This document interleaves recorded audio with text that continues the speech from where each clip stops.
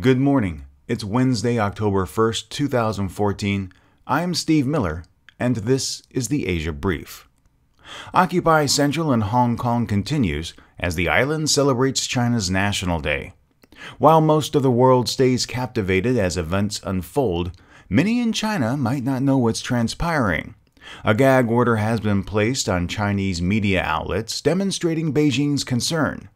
Some Chinese analysts, toting the state line, say a hardline response from Beijing, including the deployment of mainland anti-riot police, may occur if the Hong Kong protests continue. Quote, even though Hong Kong is governed by the basic law, there won't be any legal barrier if the situation changes, and there is a need for the anti-riot police to be deployed there, said Professor Wang Qiang at the College of Armed Police. But could China use the PLA or armed riot police to bring the protest under control? Scott Herald of the RAND Corporation. Moreover, the Hong Kong issue poses a different problem for China in that Hong Kong was always presented as the model for how China would like to resolve the dispute across the Taiwan Strait with Taiwan.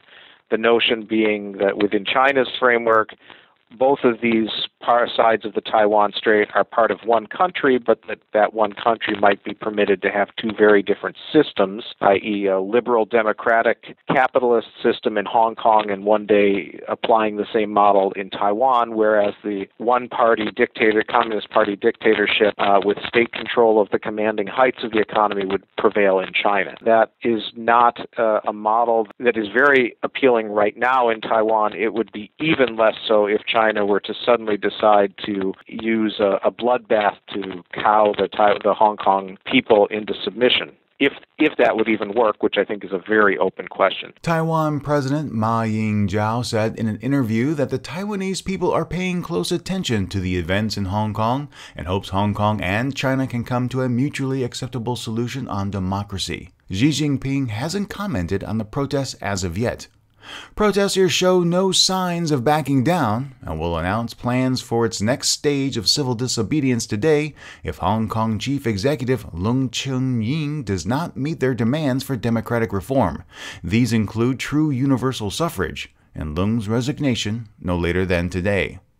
Leung called for Occupy Central leaders to fulfill the promise they made to society and to immediately stop the protests, which he said had gotten out of control. Rain has poured down on protesters who brought up their signature umbrellas, determined to stay the course. Taking up the cause for their right to vote, Indonesian rights groups and citizens filed a legal challenge Monday to fight their parliament's decision to end direct elections for local leaders. It's a decision that was supported by President-elect Joko Widodo's political rival and enacted before the new president-elect could take office. The decision has been widely criticized for weakening the country's democracy. Wahyudi Jafar, a lawyer representing the rights groups, said Parliament's decision ran contrary to the Constitution. Quote, we hope the Constitutional Court will put an end to this crisis by granting a fair ruling that upholds people's right to choose their political leaders directly. End quote. The Incheon Asian Games will come to a close this weekend. Coming up at 12:01 p.m. Seoul, Tokyo time on Asia Now, we take a look back over these games. It's a roundtable discussion about the games, covering the hits, the misses, and if hosting the games is truly worth it. Thank you for listening today. Follow the Asia News Weekly Twitter and Facebook feeds for more news. The Asia Brief is licensed under a Creative Commons Attribution Non-Commercial No Derivatives 4.0 International License.